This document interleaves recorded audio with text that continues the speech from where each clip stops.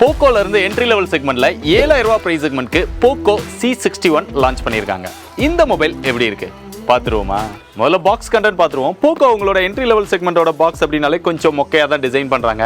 இதுக்காக பெருசாக செலவிடணும் அப்படின்னு அவங்க நினைக்கல. சும்மா இப்படி ஓப்பன் பண்ணுற மாதிரி தான் இருக்குது. அதுக்கப்புறம் உள்ள எப்பயும் போல் போக்கோட C61 மொபைல், அதுக்கப்புறம் சில பேப்பர் ஒர்க், சிம் எஜெக்டர் பின், டைப் சி சார்ஜிங் கேபிள், ஒரு 10 வாட்கான சார்ஜிங் அடாப்டர். பாக்ஸில் கேஸ் கொடுக்கல. இந்த இன்ஃபினிக்ஸ் டெக்னோ இவங்கெல்லாம் கொடுக்குறாங்க. பட் போக்கோவும் கொடுத்துருந்தாங்கன்னா நல்லா இருந்திருக்கும். இப்போ இதை பார்த்தா ஒரு 7000 ரூபாய் ஃபோன் அப்படின்னே சொல்ல முடியாது. அந்த அளவுக்கு சூப்பராக அதோட டிசைன் கொடுத்துருக்காங்க. அது மட்டும் இல்லாமல் ரியரில் கிளாஸ் பேக்கும் கொடுத்துருக்காங்க. ஃப்ரண்ட்ல கார்னிங் ஒரு கிளாஸ் 3 ப்ரொடக்ஷனும் கொடுத்துருக்காங்க. 20,000 ரூபா 30,000 ரூபா போட்டால் கூட பின்னாடி பிளாஸ்டிக் பேக் தான் கொடுக்குறாங்க. பட் போக்கோ அந்த விதத்தில் பெஸ்ட்டாக பண்ணியிருக்காங்க. அதுபோல் கேமரா மேலே ஒரு பெரிய சர்க்கிள் மாதிரி கொடுத்து அதுக்குள்ள கேமராஸ் பிளேஸ் பண்ணியிருக்காங்க. கலர்ஸ் பிளைனாக இருக்குது. நம்ம கிட்ட இருக்கிறது மிஸ்டிக்கல் கிரீன். இது போக ப்ளூல ஒன்று, பிளாக்ல ஒன்று அவைலபிளாக இருக்குது. மற்றபடி எட்ஜஸ் எல்லாம் ஃப்ளாட்டாக இருக்குது. வெயிட் 199 கிராம் இருக்குது. கிளாஸ் பேக் கொடுத்துருக்கிறதுனால ஓகே அப்படின்னு நினைக்கிறேன்.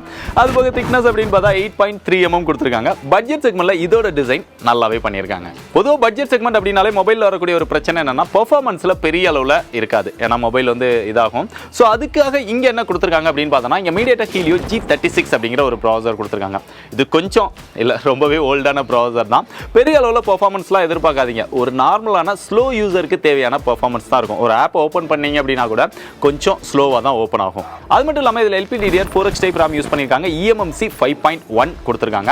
2024 கூட இன்னும் eMMC யூஸ் பண்ணுறாங்க அப்படின்னு நினைக்கும் போது கஷ்டமாக தான் இருக்குது. சரி, இதில் இதோட ஆண்ட்ராய்டு ஸ்கோர் எவ்வளோ வருது அப்படிங்கிறத நம்மளும் நிறைய டைம் ரன் பண்ணி செக் பண்ணி பார்த்தோம். பட் அந்த ஆப் தொடர்ந்து கிராஷ் ஆகிட்டே இருந்ததுனால எக்ஸாக்டாக அதை செக் பண்ண முடியல. பொதுவாக G35 ஸ்கோர் எல்லாருக்குமே தெரிஞ்சிருக்கும். ஏன்னா ரொம்ப பழைய ப்ரௌசர் அப்படிங்கிறனால. மற்றபடி பெர்ஃபார்மன்ஸ் எல்லாம் பெரிய அளவில் எதிர்பார்க்காதீங்க. ரொம்ப நார்மலான ஒரு ஸ்லோ யூசருக்கு இது ஓகேவா இருக்கும். ஆனால் இவங்க பண்ண இன்னொரு நல்ல விஷயம்னா இங்கே ஸ்டார்டிங் வேரியண்டாவே 4+128 அப்படின்னு கொண்டு வந்துடுறாங்க. பெஸ்ட்டான ஸ்டோரேஜ் கிடைக்குது.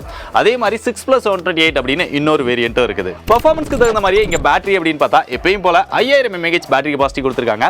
அதுக்கு 10 வாட் சார்ஜிங் சப்போர்ட்டும் கொடுத்துருக்காங்க. பாக்ஸ்குள்ளே அடாப்டரும் கொடுத்துருக்காங்க. அது ஒவ்வொரு டைமும் சொல்ல வேண்டியிருக்கு. ஏன்னா ஒரு சில பிராண்ட் சார்ஜரை பாக்ஸ்குள்ளே கொடுக்கல அப்படிங்கிறதுனால எல்லாத்துக்குமே சொல்ல வேண்டியது இருக்கு. பட் பரவாயில்ல, 10 வாட் சார்ஜிங்கை இன்னும் கொஞ்சம் பெட்டராக 18 வாட் அப்படின்னு கொடுத்துருந்தாங்கன்னா நல்லா இருந்திருக்கும். இன்னும் எவ்வளோ காலத்துக்கு தான் இந்த 10 வாட்டே இருக்கும் முடியல. இதோட சாஃப்ட்வேர்னு பார்த்தா இங்க out of the box Android 14 கொடுத்துருக்காங்க. இவங்களோட மிட் ரேஞ்ச் செக்மெண்ட் மொபைல் எல்லாமே Android 13ல லான்ச் பண்றாங்க. But entry level segment Android 14ல லான்ச் பண்றாங்க. பட் எத்தனை அப்டேட் கொடுப்போம் அப்படிங்கறத பத்திலாம் பெருசா கன்ஃபார்ம் பண்ணல. என்ட்ரி லெவல் செக்மெண்ட் அப்படிங்கறனால நம்மள எதிர்பார்க்க முடியாது. பொதுவா இந்த செக்மெண்ட்ல யாருமே கொடுக்கறது இல்ல. இது பார்க்கறதுக்கு ஸ்டாக் ஆண்ட்ராய்ட் மாதிரி ஒரு எக்ஸ்பீரியன்ஸ் இருந்தாலுமே இது MIUI மாதிரி தான் இருக்குது. கொஞ்சம் கஸ்டமைஸ் பண்ணி ஒரு சில விஷயங்களை சேர்த்திருக்காங்க. அதில் ப்ளூடூத் அப்படின்னு பார்த்தா மற்ற இவங்களோட மிட் ரேஞ்ச் செக்மெண்ட் மொபைல்ஸோட கம்பேர் பண்ணும்போது இதில் கம்மியாக இருக்குது. ஆனால் ஒரு சில விஷயங்கள் இருக்குது. ஆனால் அந்த கெட் ஆப்ஸ் அது இருக்குது. அதில் நிறைய தொல்லைகள் இருக்குது. புஷ் நோட்டிஃபிகேஷன்ஸ் அது போக ஆட்ஸ் இதெல்லாமே இருக்கதா செய்யுது. அப்டேட்டில் MIUI அப்படின்னு சொல்லி ஏதோ ஒரு வெர்ஷன் ஷோ பண்ணுறாங்க. பட் Android 14 இருக்குது அப்படிங்கிறது நல்ல விஷயம். மற்றபடி இதில் MIUI டயலரும் கொடுத்துருக்காங்க. ஆட்டோமேட்டிக் கால் ரெக்கார்டிங் ஆப்ஷனும் இதில் இருக்குது. ஓவரால் லேட்டஸ்ட் வெர்ஷன் கொடுத்ததுனால எக்ஸ்பீரியன்ஸ் பெஸ்ட்டாக தான் இருக்குது. அப்படியே டிஸ்பிளே பார்த்தா இங்கே 6.71 இன்ச்சில் HD+ டிஸ்பிளே 90 Hz ரெஃப்ரெஷ் ரேட்டோட கொடுத்துருக்காங்க.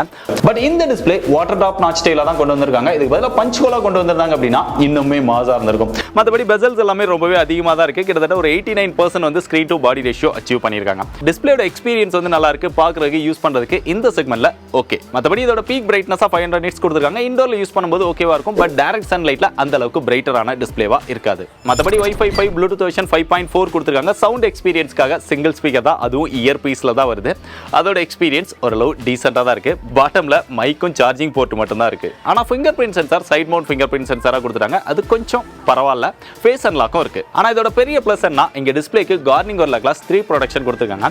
ஸோ பில் குவாலிட்டி பெஸ்ட்டாகவே இருக்கு. இதோட கேமராஸ்னு வரும்போது ரியர்ல டுயல் கேமரா செட்டப் கொடுத்துருக்காங்க. அது போக ஒரு LED ஃபிளாஷ் இருக்கு. பிரைமரி சென்சாரா 8 மெகாபிக்சல் கொடுத்துருக்காங்க. அதுக்கப்புறம் செகண்டரி சென்சாரா சும்மா ரெண்டாவதா சேர்க்கறதுக்காக ஒரு 0.8 மெகாபிக்சல்ல கொடுத்துருக்காங்க. அதால பெரிய யூஸ் கிடையாது. செல்ஃபி கேமரா 5 மெகாபிக்சல் கொடுத்துருக்காங்க. கேமராவோட பெர்ஃபார்மன்ஸ் பெரிய அளவில் எதிர்பார்ப்பு வைக்க வேண்டாம். போட்டோஸ் வீடியோஸ் எடுத்துக்கலாம். ரியர் அண்ட் செல்ஃபி ரெண்டுலையுமே மேக்ஸிமமா 1080 30 fps நம்மளால வீடியோஸ் எடுத்துக்க முடியும். கேமரா சாம்பிள்ஸ் காமிக்கிறேன் எப்படி இருக்குன்னு நீங்களே பார்த்துட்டு முடிவு பண்ணிக்கோங்க.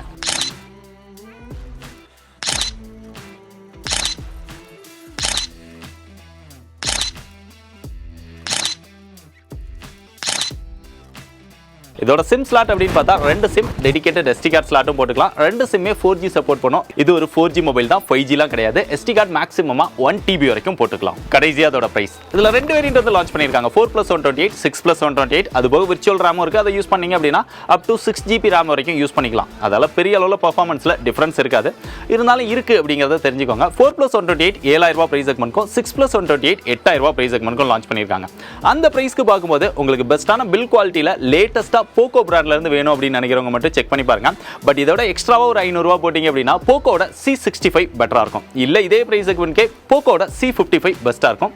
செக் பண்ணி பாருங்க.